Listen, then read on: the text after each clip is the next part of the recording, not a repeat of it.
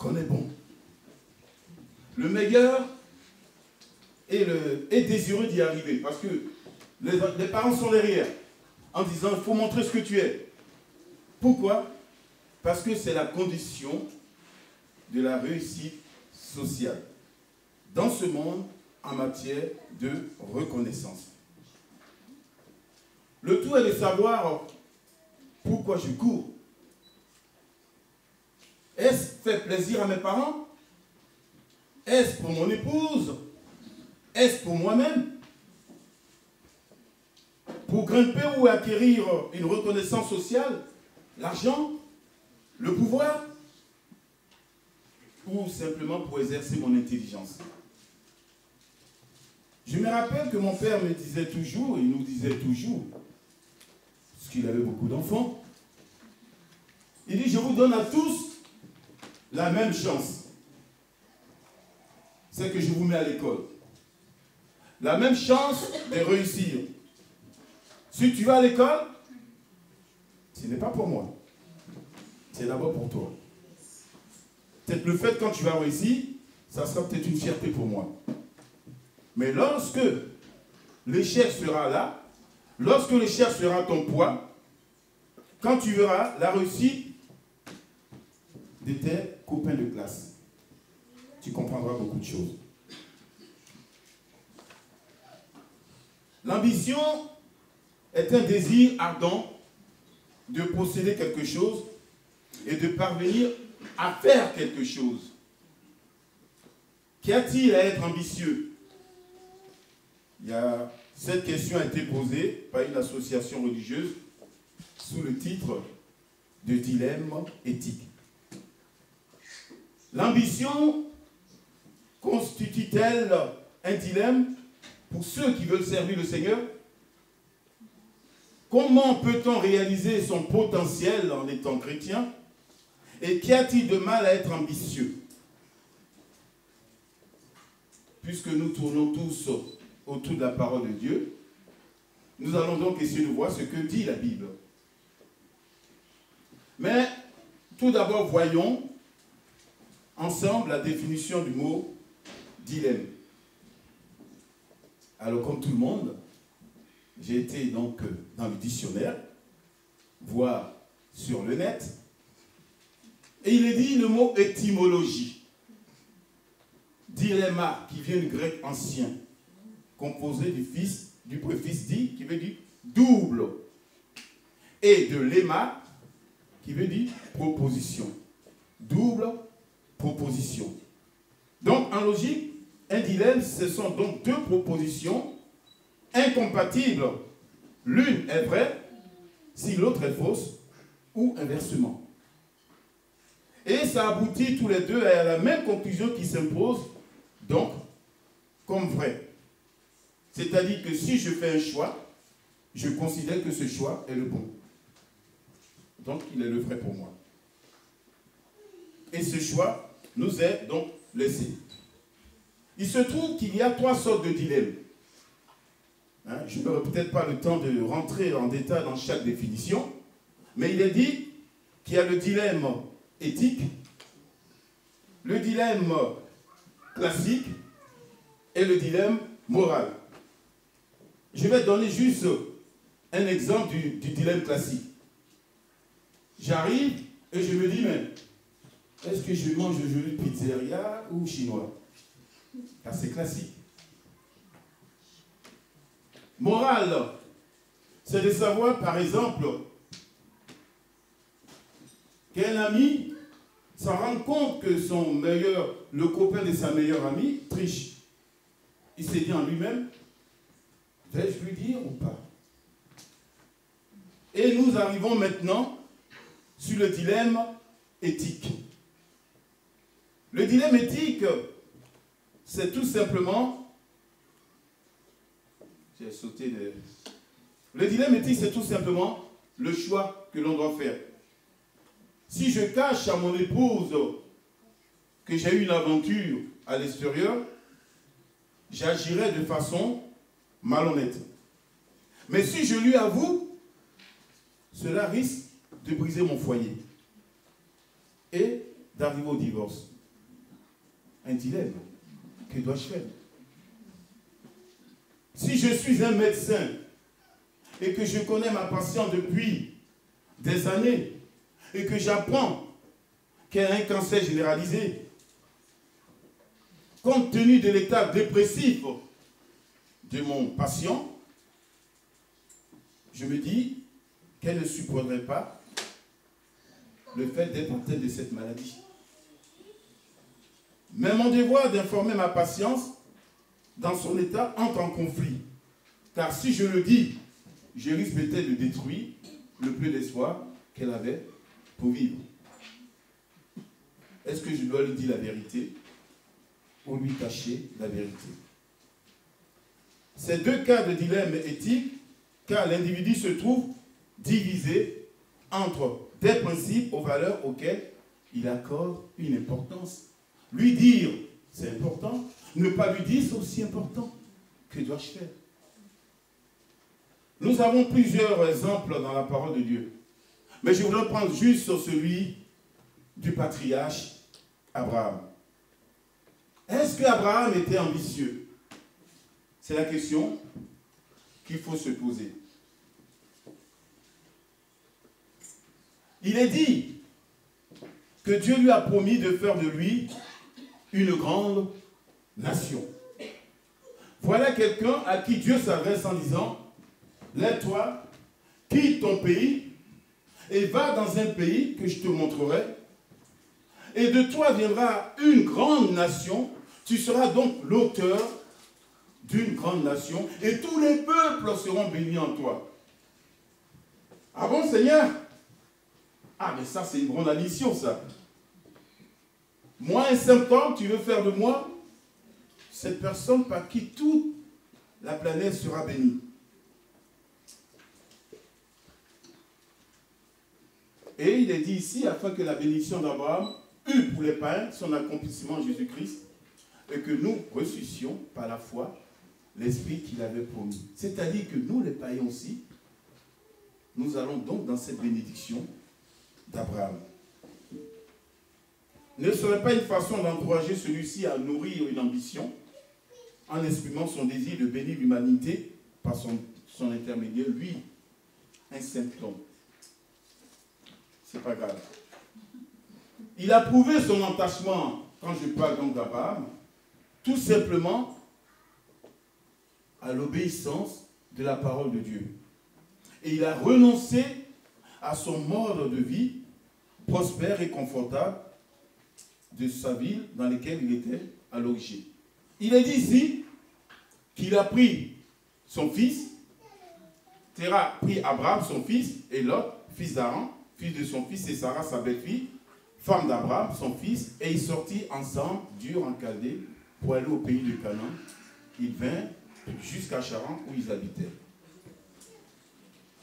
Dieu lui dit de quitter donc cette opulence dans laquelle il était pour aller dans un pays étranger. Et rien dans ce récit qu'on vient de lire nous donne l'impression ou l'image d'un homme ambitieux. Mais c'était plutôt sa foi, son obéissance et son humilité, chers frères et sœurs, qu'il lui a fallu être et considérer comme l'ami de Dieu. Oh, on aime beaucoup chanter, hein. Je suis l'ami de Dieu, il m'a choisi. Je ne sais pas si on réalise l'importance des phrases quand nous chantons. Mais moi, quand je me regarde, sincèrement, je ne me dis pas que je suis l'ami de Dieu. Mais qui suis-je pour dire que je suis son ami? Mais Dieu dit d'Abraham qu'il était son ami. Abraham n'est pas allé chanter partout que oui, je suis l'ami de Dieu. C'est Dieu qui dit d'Abraham qu'il est son ami. Ne faites pas le contraire. Moi, mais toi Israël, mon serviteur Jacob, que j'ai choisi, grâce à Abraham, que j'ai aimé. Par contre, il n'a pas oublié la promesse de Dieu de faire de lui une grande nation. Et pourquoi? Lorsque le Seigneur a décidé de détruire Sodome et Gomorrhe, en voilà un qui reste dans l'incompréhension. Mais il a dit qu'il ferait de moi une grande nation, que toutes les nations seront bénies en moi. Et voilà qui vient m'annoncer qui va détruire Sodome et Gomorrhe. Qu'est-ce qu'il a fait à votre avis? Il a été ambitieux de négocier donc avec le Seigneur. Et par humilité, il a dit, Seigneur, s'il y a 50 juifs dans cette ville, est-ce que tu vas le détruire? Le Seigneur a dit non. S'il y en a 50, je ne le ferai pas. Et il a continué en disant, et s'il y en a tant. Et dans sa prière, il disait, excuse-moi encore de te déranger, mais je pense que là, c'est la dernière fois. Et s'il y en avait 10, il a insisté pour dire au Seigneur, tu ne feras pas ça.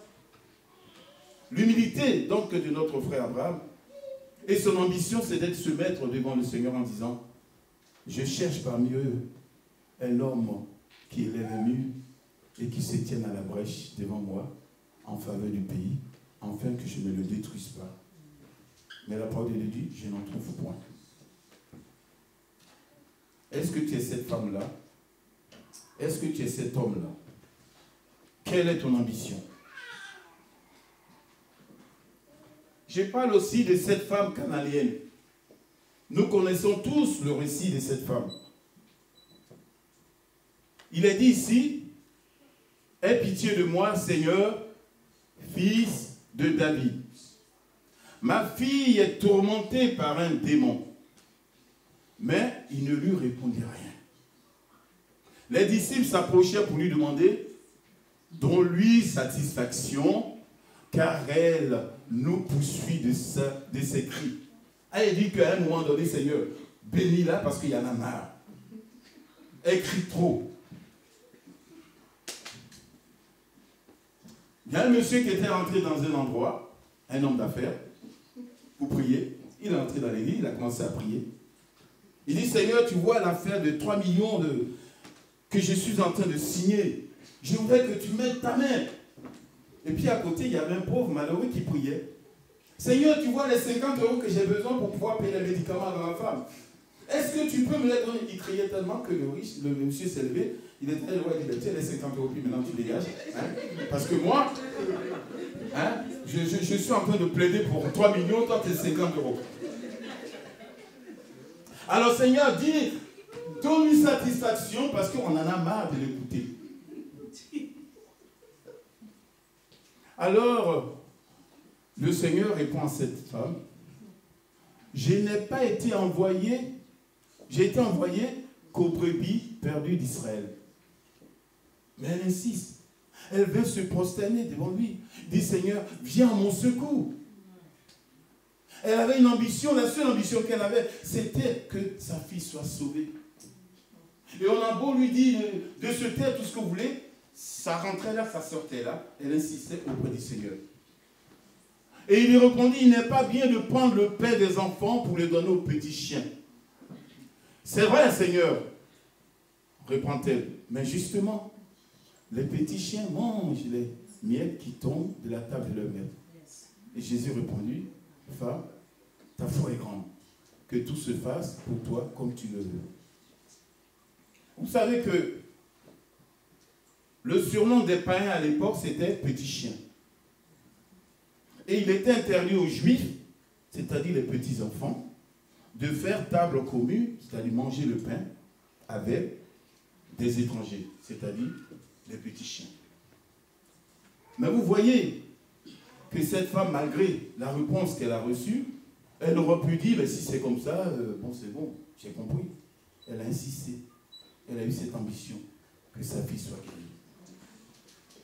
Elle a été animée d'une foi audacieuse, d'une ambition saine à faire céder Jésus, parce que dès le départ, elle reconnaissait que Jésus-Christ était roi, puisqu'elle a dit fils de David. Elle insiste, même si ses disciples ont demandé à Jésus de faire le nécessaire pour qu'elle se taise. Et cette fameuse réponse qui va toucher le Seigneur, c'est vrai, Seigneur, écoutez, mais justement les petits chiens mangent les miettes qui tombent de la table de leur mère. Et il a dit qu'à l'heure même, sa fille fut guérie. elle a manifesté une ambition saine. Et je vais vous donner l'exemple d'une ambition malsaine. Vous connaissez tous que lorsque Saul était parti en guerre et qu'il était donc entouré de ses ennemis et que pour lui, son heure avait sonné, il a dit à celui qui portait ses armes de le tuer. Et il dit, non, moi jamais je vais faire ça. Hein. Non, Seigneur, compte pas sur moi. Et qu'est-ce qu'il a fait? Salut, il s'est jeté sur son arme et il s'est tué. Et quand celui qui portait les armes a vu ça, ben, il ne pouvait pas retourner comme ça. Qu'est-ce qu'il a fait? Et bien lui aussi, il s'est tué. Et puis de loin, il y avait quelqu'un qui a vu toute la scène. De loin, c'est moi qui rajoute. Hein. Parce qu'il est allé, il a pris les diadèmes et la bague, il est allé voir David. Et il a dit, David, ça y est, tiens, la preuve, j'ai tué Saul. Je l'ai tué. Alors lui, quelle était son ambition? C'est pour dire que, puisque maintenant, celui qui voulait te tuer est mort, et que toi, tu vas devenir roi, peut-être que je vais rentrer comme ministre des Affaires étrangères, ou ministre de l'armée. Il avait une ambition saine. Mais qu'est-ce qui s'est passé à la fin? David a demandé à ce qu'on le tue, parce qu'il ne pouvait pas accepter qu'on ait porté la main sur loin de l'Éternel. De même que quand notre ennemi veut porter la main sur vous, il y a quelqu'un qui le défend, qui nous défend en disant, si jamais tu fais ça, tu vas voir ce qui va t'arriver. Et il y a une autre conception du pouvoir, des honneurs, et aussi de la réussite sociale. Et il est dit ici, on définit l'ambition aussi comme le désir intense d'obtenir des biens qui peuvent flatter son amour propre. Le risque est grand de s'attribuer purement et simplement tout ce que nous sommes, en oubliant tout ce que nous devons à ceux qui ont fait ce que nous sommes. Et d'abord, premièrement, à Dieu qui nous donne la vie, la croissance et l'être. Alors, il est important de se demander, mon intelligence, mes capacités, mes compétences, ma richesse ou mon sens stratégique sont-ils seulement miens? Maintenant, nous allons regarder le roi Salomon. Le roi Salomon, il était immensement riche. Très riche. Et qu'est-ce qu'il disait de ses richesses? Il dit, j'ai exécuté de grands ouvrages. Je bâtis des maisons. Je plantai des vignes. Je me fis des jardins et des vergers. Et j'y plantais des arbres à fruits de toute espèce. Poires, pommes, pêche, tout ce que vous voulez. Je me créais des étangs pour arroser la forêt où croissaient les arbres. J'achetais des serviteurs et des servantes. Et j'eus leurs enfants nés dans la maison.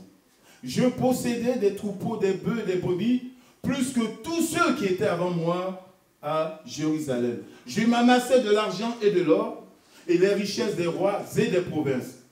Je me procurais des chanteurs et des chanteuses et les délices des fils de l'homme, des femmes en grand nombre.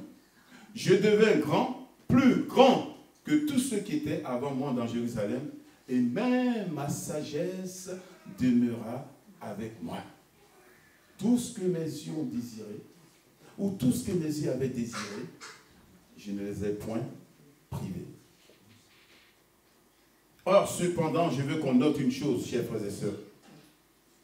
C'est que lorsqu'il est venu, ou lorsque le Seigneur est allé dans un songe parler à ce serviteur qui est Salomon, il lui a dit, qu'est-ce que tu veux que je te donne? Qu'est-ce qu'il a répondu, Salomon? Que tu me donnes de la sagesse pour pouvoir conduire ton peuple. Il n'a pas demandé de l'argent. Il n'a pas demandé autre chose. Et voilà ce qui est dit. Cette demande de Salomon plut au Seigneur. Et Dieu lui dit, puisque c'est là ce que tu demandes, puisque tu me demandes pour toi ni longue vie, ni les richesses, ni la mort de tes ennemis, et que tu demandes de l'intelligence pour exercer la justice, voici, j'agirai selon ta parole. Je te donnerai un cœur sage et intelligent, de telle sorte qu'il y aura une personne avant toi et qu'on ne verra jamais de semblable à toi. Je te donnerai en outre ce que tu ne m'as pas demandé, des richesses et de la gloire, et de telle sorte qu'il aura pendant toute ta vie aucun roi qui aura son pareil. Et si tu marches dans mes voies, en observant mes lois et mes commandements, comme l'a fait David ton père, je prolongerai tes jours. Après avoir donc cité tout ce qu'il avait comme richesse, et voyant la demande qu'il a faite à Dieu, c'était juste de l'intelligence, de la sagesse pour conduire son peuple. Ce que j'aimerais dire à tous ces dirigeants, d'avoir de la sagesse pour conduire le peuple, plutôt que de prendre tout l'argent du peuple, de s'enrichir et de laisser son peuple mourir de faim. Ce qu'il avait en tête, Salomon, c'était juste diriger son peuple. Il ne demandait rien d'autre que diriger son peuple. C'est qu'il démontrait l'amour qu'il avait pour son peuple. Et de même Moïse, il savait qu'il était chez le roi, il était enfant de la reine. Mais quand il a su qu'il était issu de ce pays qui souffrait, de ce peuple qui souffrait, tout a changé. Tout a changé subitement. Il a commencé à prendre parti de ce peuple en disant c'est pas normal. Et il a tué un qui était en train de frapper un autre. Un Égyptien qui frappait donc un Hébreu. Il a tué. Et quand il est revenu plus tard pour voir deux Juifs qui sont en train de se battre, il a dit mais arrêtez, c'est pas la peine de vous entretuer. Eh, oh, oh, oh. Toi, t'es qui, toi? Qui t'a mis là pour venir gouverner? Dégage. Donc il s'est dit, mais s'ils sont au courant, c'est que ça va arriver là-haut. Ni l'un ni l'autre, il a pris ses bagages, il s'est sauvé. Mais l'ambition qu'il avait au départ, c'était juste de prendre parti pour son peuple. Et quand il est parti avec ce peuple dans le désert, et qu'à un moment donné, le Seigneur en avait tellement marre, il a dit, mais moi c'est bon, je vais carrément exterminer ce peuple. Qu'est-ce qu'il a dit, Moïse? Attends, Seigneur, tu n'as pas fait tout ça? Hein? Avoir descendu les plaies, démontrer ta puissance, tout ça, pour ramener ce peuple-là dans le désert, puis le laisser mourir. Qu'est-ce qu'ils vont dire de toi? Voilà ce qu'ils vont dire de toi. Que ce Dieu est allé faire périr son peuple dans le désert. Non, Seigneur, ça ne te ressemble pas. C'était audacieux, mais simplement c'était une ambition saine, parce qu'il voulait pour son peuple. Et le Seigneur n'a pas fait ce qu'il avait envie de faire. Mais n'empêche que ce roi, Salomon, après avoir donc vécu toutes ces choses, il a écrit dans le livre donc de l'Ecclésiaste, au chapitre 12, si ma mémoire est bonne, presque au dernier livre de sa vie, je vais vous le lire. Il dit ici, du reste, mon fils, tire instruction de ces choses. On ne finirait pas si l'on voulait faire un grand nombre de livres et beaucoup d'études, qui est une fatigue pour le corps. Parce que là, à un moment donné, il y en a qui sont là, oui, la philosophie, il parlait tout ça, il dit, ça nous fatigue. Il dit simplement, écoute la fin du discours. Crains Dieu et observe ses commandements. C'est là que doit faire tout homme. Point barre. De cette opulence qu'il avait, il a quand même dit, avec une certaine réalité, que tout est vanité et poursuite du vent. Et une chose est sûre, c'est de suivre les commandements de Dieu et de respecter donc sa parole. Ou quelqu'un qui a vécu ça et qui te donne ce conseil, il faut écouter à 2 reprises avant de pouvoir faire ton choix. Et combien d'hommes se sont donc pas jurés pour ne pas faire ce que demande la volonté de Dieu? Et il y en a d'autres qui ont aujourd'hui une ambition. Et ça, c'est surtout dans notre continent d'Afrique. L'ambition qu'ils ont, c'est de faire la plus grande église.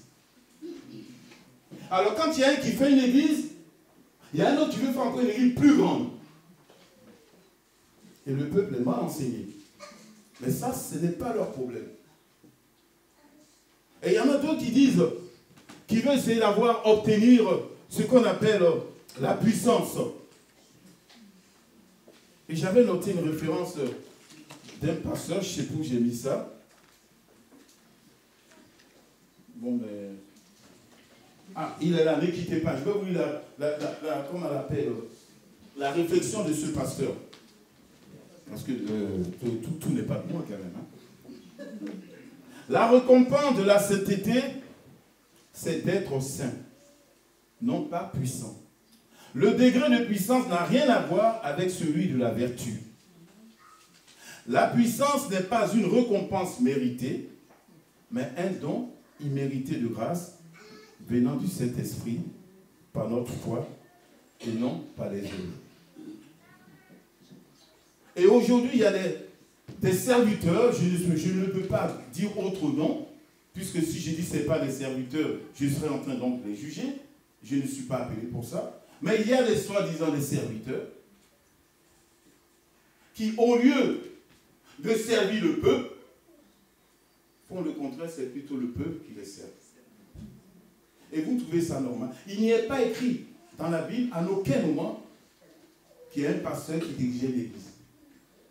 Ce n'est pas écrit. C'était des anciens qui s'occupaient de l'église. Mais au fil des temps, puisque à un moment donné, il faut se mettre à 100% pour servir le Seigneur, donc l'apôtre Paul a cité des personnes de ceux qui s'engagent à plein temps pour s'occuper du peuple. Mais si je suis là pour m'occuper du peuple, c'est mon rôle de serviteur, de servir le peuple. Mais aujourd'hui, c'est le contraire. C'est le peuple qui sert l'homme. Mais à un moment donné, posez-vous la question, mais tu es qui, toi? En Afrique, quand vous rentrez dans une église, vous voyez de l'autre côté de l'estrade d'un fauteuil, bien bourré. Et puis, vous voyez dans la salle que des bancs. Ils sont tous assis dans des fauteuils. Et puis, le peuple est assis sur des bancs. Et j'ai mon petit frère qui est aussi pasteur. Je suis allé le voir un jour. C'est peut-être un peu méchant ce que je vais dire. Mais j'ai dit, mais je ne savais pas que tu avais un derrière en or.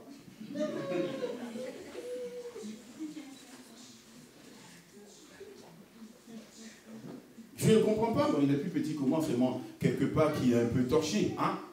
Donc aujourd'hui, cette personne arrive et je lui ai dit, tu es serviteur du Seigneur. Tout ce que je te conseille, c'est de temps en temps d'aller te mettre, de t'asseoir avec lui.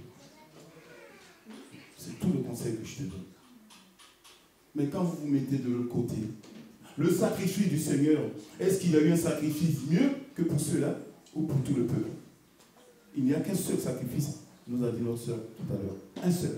Il n'y en a pas deux, il n'y en a pas trois. Et c'est le même sacrifice pour tous.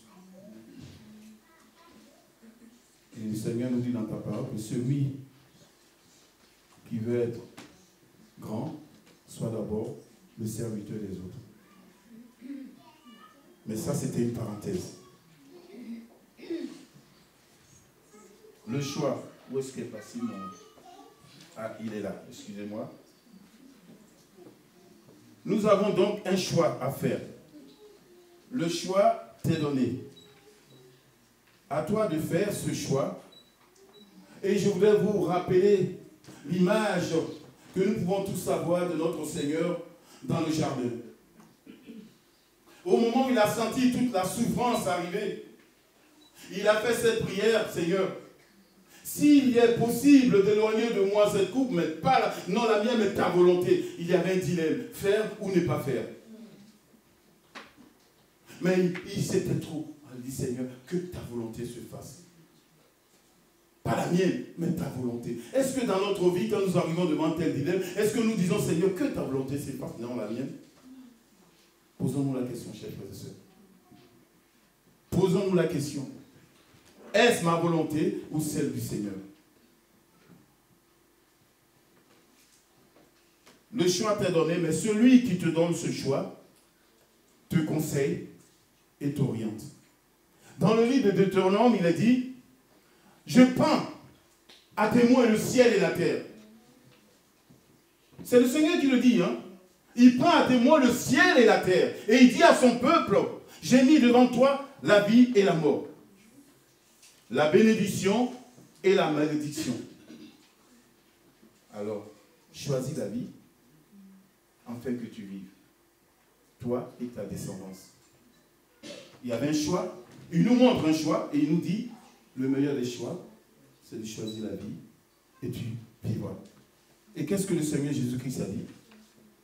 Je suis le chemin, la vérité et la vie. Que nul ne vient au Père que par moi. Mais il y en a d'autres, une fois qu'ils ont fait un choix, ils se disent, ça y est, c'est fini. Le salut est pour une bonne fois pour toutes. Mon œil. Allez-y, faites les 400 coups, vous avez dit que je suis sauvé, le Seigneur a fait tout pour moi. Il y a une chose qui se passe, chers frères et sœurs. C'est que dans la parole de Dieu, il est dit qu'à un moment donné, il y en a qui viendront en disant, mais Seigneur, on a fait des miracles en ton nom. On a guéri, on a fait ci, on a fait ça. Qu'est-ce que le Seigneur va répondre à ces personnes? Il dit, ah ouais, c'est vrai, je me souviens de toi. Je ne vous ai jamais connu. Vous qui commettez l'iniquité. Je ne vous ai jamais connu. Donc, une fois qu'on a fait le choix de suivre le Seigneur, c'est un bon choix. Maintenant, quelle est notre ambition dans ce choix? Parce que nous ne nous appartenons plus. Et la parole de Dieu nous fait comprendre que nous avons tous un talent. Que nous sommes amenés à fructifier. Et il nous montre dans la parole qu'il y en a d'autres qui ont un talent qui vont le cacher. Et qui reviennent après pour prendre la récompense. C'est aussi simple, chers frères et sœurs. Quand il y a un engagement, quand il y a quelque chose qui va se passer pour l'œuvre du Seigneur, soyez présents. Ne dites pas, moi j'ai pas le temps, j'ai travaillé toute la semaine. Je ne dis pas le contraire. Mais si vous travaillez toute la semaine, sachez que c'est pour le monde. Et que la parole de Dieu dit, pour chercher premièrement le royaume et la justice de Dieu. Et quand ces disciples sont revenus, les 70 disciples sont revenus, en disant qu'on a vu des choses formidables, le Seigneur a dit une seule chose. Une seule chose. Estimez-vous heureux que vos noms sont inscrits dans le livre de vie. Il n'y a que ça qui est important. Et une fois que mon nom est inscrit dans le livre de vie, qu'est-ce que je fais pour que cela brille? Il est dit que dans une maison, il y a beaucoup de vases. Il y a des vases en or, des vases vides, des vases d'argile. Ok. Mais n'oublions pas une chose, tous ces vases sont dans une maison. Le tout, c'est de rentrer dans cette maison. Et qu'on soit libre ou pas, on sert à quelque chose parce qu'on est dans cette maison. Alors, n'allons pas dire, Seigneur, je n'ai pas le temps. Et maintenant, la question que je pose, c'est quelle est ton ambition? Quel est ton choix? Qu'est-ce que tu veux faire pour le Seigneur? On peut toujours prier en disant, Seigneur, tu as tout fait pour moi. Tu t'es sacrifié pour moi. Ok, c'est une réalité. Mais et toi, tu t'es sacrifié pour lui? Tu fais quoi pour lui? Qu'est-ce que je fais pour lui? Quel est le sacrifice que j'apporte au Seigneur de ma vie? Posons-nous la question, chers frères et sœurs. Il y a peut-être un dilemme, mais il est déjà donné, c'est de choisir le Seigneur. Et une fois qu'on a choisi le Seigneur, on travaille dans ce sens. C'est pour ça que l'apôtre Paul dit que lui, il ne court pas bêtement, tu ne lances pas ses trucs bêtement, il réfléchit à ce qu'il fait. Mais tout ce qu'il fait, c'est pour arriver à un but, atteindre le royaume des cieux. Il aura beaucoup, mais alors, beaucoup d'appelés, mais peu d'élus. Alors, arrêtons de croire que le salut est une bonne fois pour tout. S'il y a beaucoup d'appelés qui a peu de lui, qu'est-ce qu'il y a raison? Alors, travaillons pour avoir nos noms inscrits dans le livre de vie et d'avoir notre maison avec notre nom là-dessus dans cette rue pavée d'or.